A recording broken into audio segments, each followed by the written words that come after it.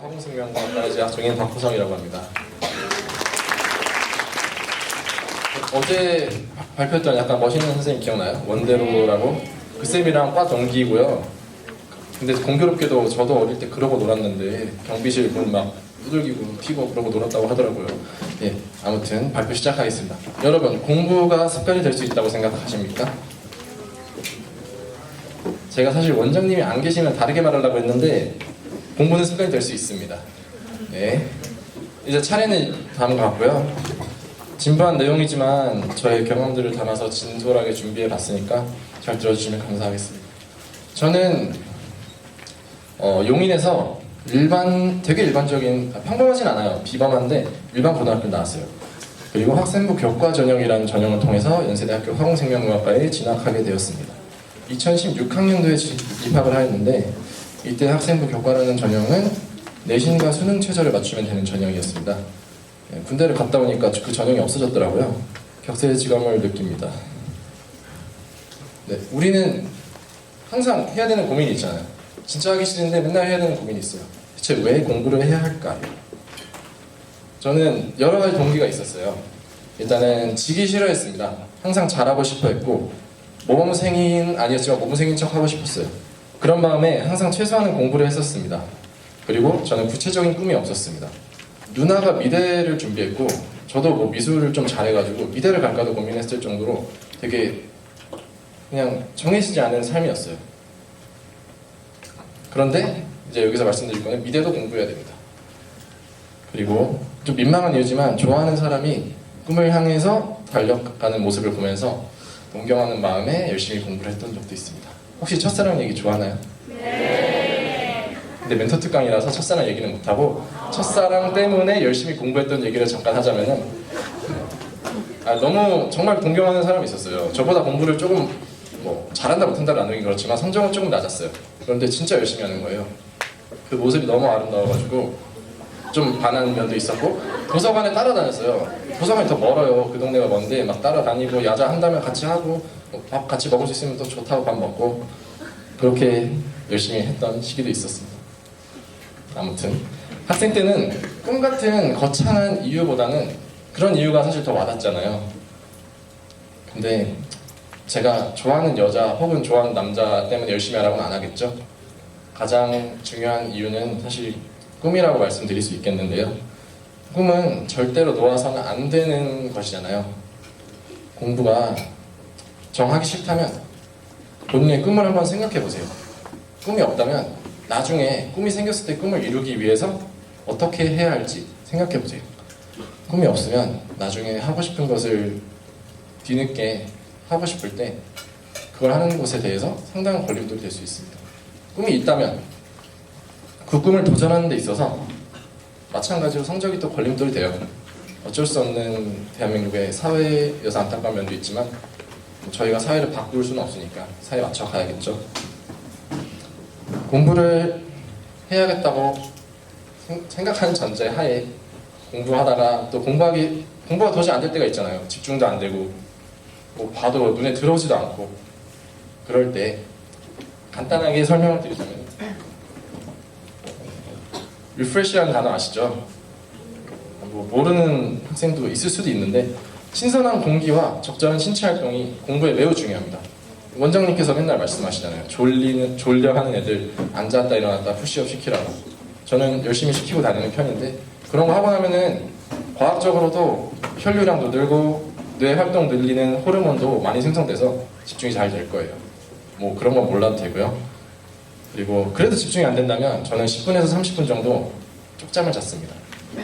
근데 여기서는 사실 잘 수는 없고요. 아시죠? 집에 가서 공부하실 때 너무 졸리면 조금 주무세요. 근데 침대는 가지 마세요. 침대 가면 최소 2시간입니다.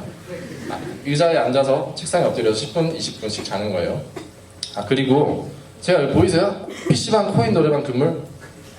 제가 또 그 쌤이 공부하다 안 되면 리프레시 하라고 했었지. 그냥 기분 전환 하라고 했었지. 했다고 PC방 코인 노래방 가면 진짜 혼나요. 저도 많이 해봤거든요. 학생 때 공부가 너무 안 되는 거예요. 진짜 게임 1시간만 하고 오면 집중이 잘 될 것 같아요. 그래서 가요. 일단 1시간 하기도 힘들어요. 요즘엔 또 3,000원에 몇 시간 이렇게 또 할인해 주잖아요. 그래서 몇 시간을 하는 날은 일단은 큰일 난 거고, 1시간 하면은 독서실 다시 오잖아요. 1시간 자요. 어쩔 수 없어요. 컴퓨터에서 나오는 전자파 엄청 해롭습니다. 공부할 때 PC방 코인널 막 이런 거 절대 가지 마세요. 저는 이제 공부를 사실 앞서 말씀드렸지만 수시로 갔기 때문에 수능을 완벽하게 정복하신 선생님들과는 좀 다른 설명을 드리고 싶어요. 그냥 평소에 공부하는 습관이에요. 뭐 공부의 기저, 사실 학습의 원리라고도 할 수 있는데, 제가 생각하는 학습의 원리 3가지는 예습과 복습, 개념 정리, 공부하는 습관, 혹은 공부를 하고자 하는 습관을 들이는 것입니다. 예습과 복습의 중요성은 잘 아실 거예요. 개인차는 있겠지만 보통 3일이면 세부적인 내용은 다 까먹습니다. 사람의 기억은 완벽하지 않고 그렇게 만들어진 사람이에요. 당일이라도 혹은 다음날이라도 공부한 내용에 대해서 조금씩이라도 복습을 한다면 상당한 효율을 보실 수 있을 것입니다.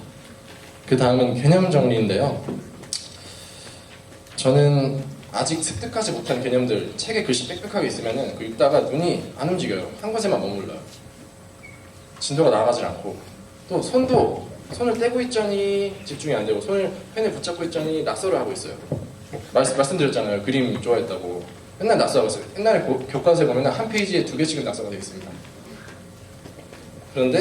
그래서 이제 손과 눈을 바쁘게 하기 위해서 개념 정리 시작했어요. 계기는 되게 사소하죠? 보시면은 이번 학기에 공부를 하면서 만든 필기장들이에요. 고등학교에서 공부를 했던 내용들은 아니지만 이렇게 공부하다 보니까 개념이 정리가 됩니다. 차곡차곡 개념이 제 것이 되고 뿌듯함은 덤이에요. 저는 이렇게 공부하면서 손에 3군데의 굳은 살이 생겼습니다. 이번 학기에 말이에요. 또 공부하는 습관, 핵심으로 말씀드리고 싶은 것인데, 공부가 매일매일 도전해야 되는 과제가 아니라 습관이 된다면 얼마나 좋을까요? 그죠? 근데 잘 안 되잖아요. 그리고 안 될 거라고 생각하시는 분들이 대다수일 거고. 그렇지만 유사 습관이 될 수 있습니다. 처음 시작하는 건 어렵지만 여러분 지금 다 증명하고 있잖아요. 처음에 집중도 잘 못하던 친구도 이제 30분씩 다 해내요. 30분 해내고 그 다음 30분도 해내고 1시간씩 해내고 2시간씩 해내고, 본인들이 가장 잘 아실 거라고 생각해요. 하루하루 조금 더 해야지, 조금씩만 더 하자, 점진적으로 본인에게 과거를 주면서 이렇게 공부를 하다 보면 공부가 나 이거 습관 된 건가? 살짝 느껴지시는 순간이 올 거예요. 근데 그렇게 되는 순간 공부는 더 쉬워집니다. 그리고 정말로 습관이 된 걸 수도 있고 됐다고 착각을 할 수도 있어요. 그렇지만 또 공부는 또 재밌어지겠죠. 선순환입니다. 공부를 습관이 되던 말던 공부가 습관이 될 수 있다고 생각하고 공부에 임하셨으면 좋겠어요. 다음은 사실 가장 지루한 나만의 공부법 부분인데, 저는 외산문 외산비 시리즈를 매일 풀었던 것 같습니다. 국어의 문학 부분이에요. 가장 어려웠던 이유가, 전 비문학보다 문학가 어려웠는데 그 이유가 한국어 같지 않은 한국어 때문이었습니다. 아니, 한국어인데 이상하게 생겼잖아요. 이는 우리가 영어를 낯설어하고 영어를 어려워하는 이유랑 비슷하다고 생각을 합니다. 따라서 다양한 문학 작품들을 접하면서 그 이상한 국어와 친해질 필요가 있어요. 모르는 단어들도 정리해보고 그냥 주구장창 읽어보고 해석집도 보고 하면서 그 언어가 만약에 익숙해진다면 보다 깔끔한 영역이 되겠죠. 비문학입니다. 비문학은 제가 좀 좋아했어요. 그냥 슥싹 풀면은 잘 맞기도 하고 좀 좋아했는데, 비문학 영역 풀어보신 분들은 알겠지만 몇 가지 큰 형식의 글로 되어 있잖아요. 2갈씩, 4갈씩, 문단마다 핵심 내용이 어디 나오냐 이런 거 분석 많이 하잖아요.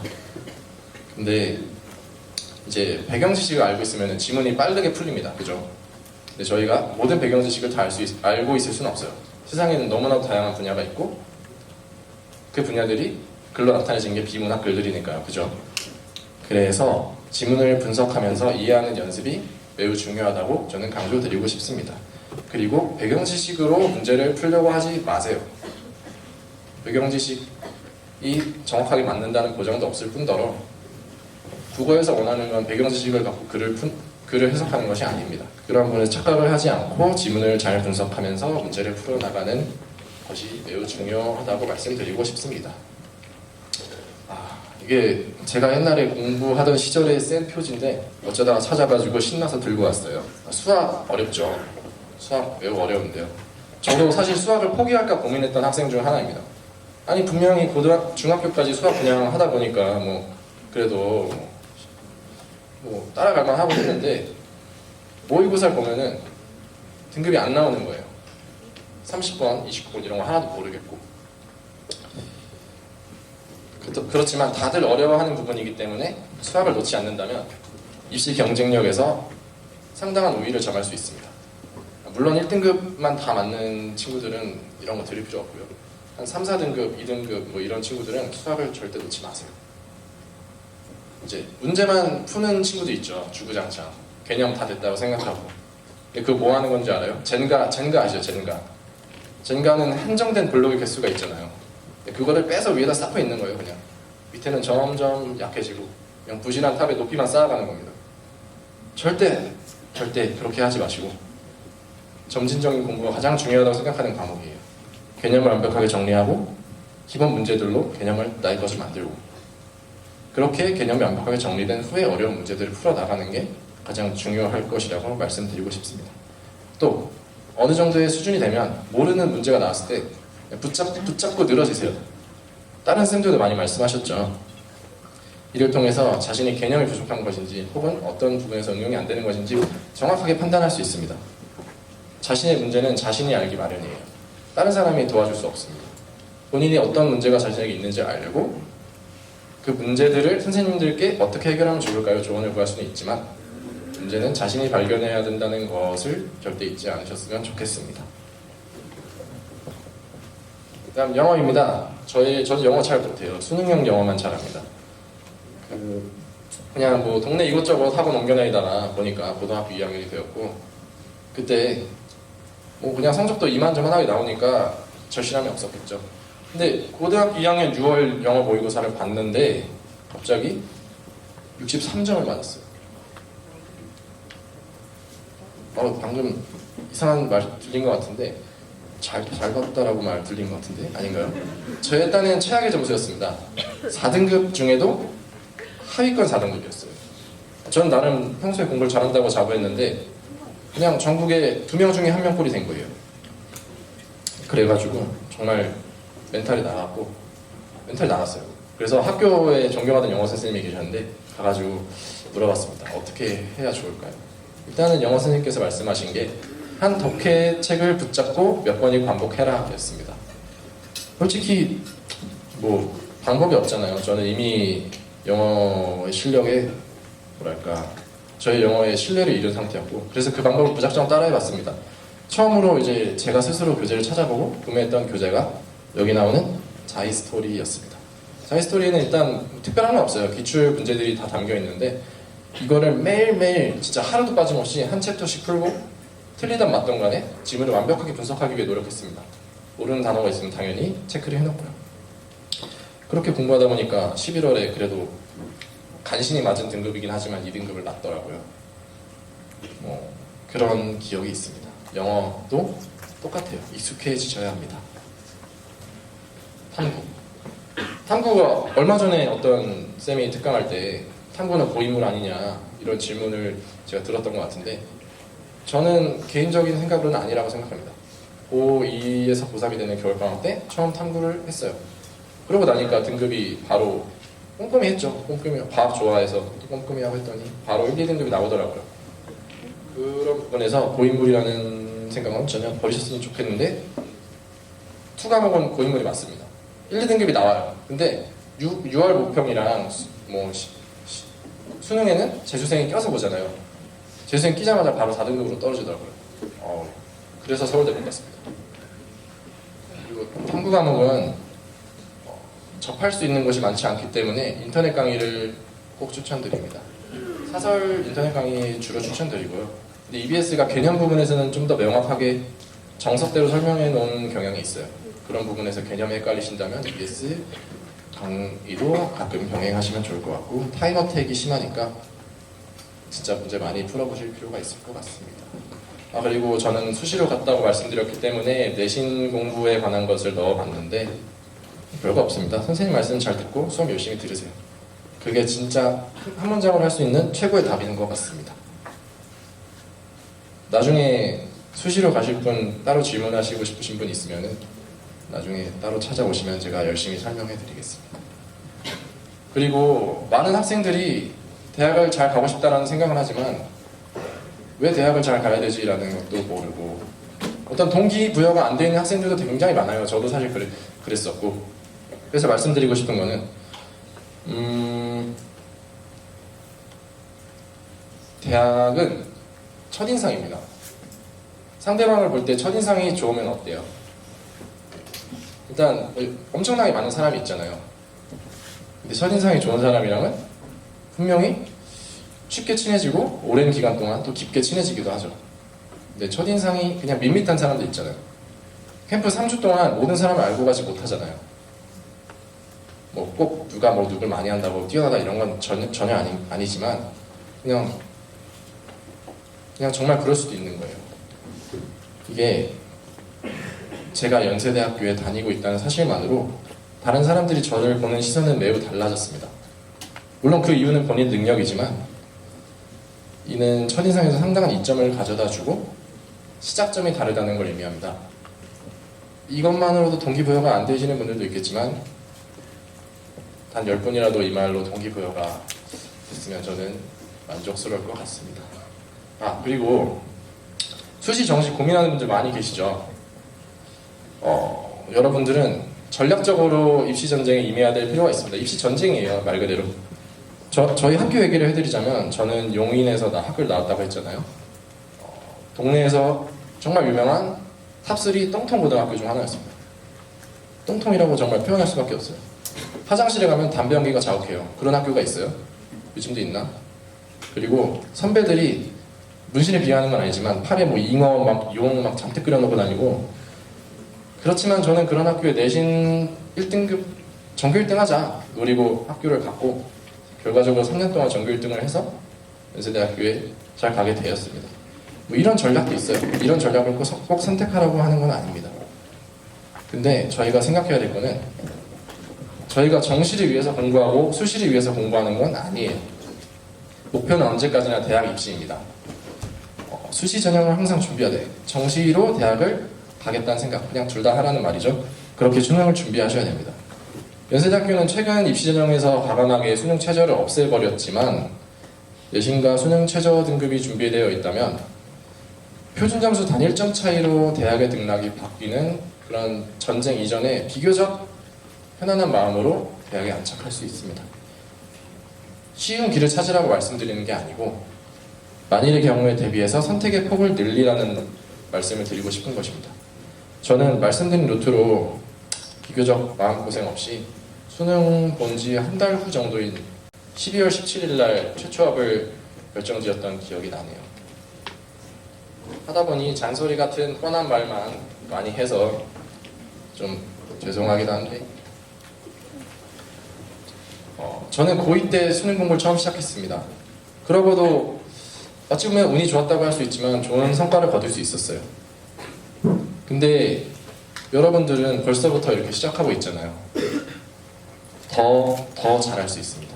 이렇게 몸과 마음이 힘들 것을 각오하고 정말 예비 중1부터 지금 잠깐 놀러 오신 고3분들까지 이렇게 각오하고 공부를 하기 위해 자리에 앉아 계신 것만으로도 저는 충분히 존경스러운 마음이 든다고 생각을 합니다.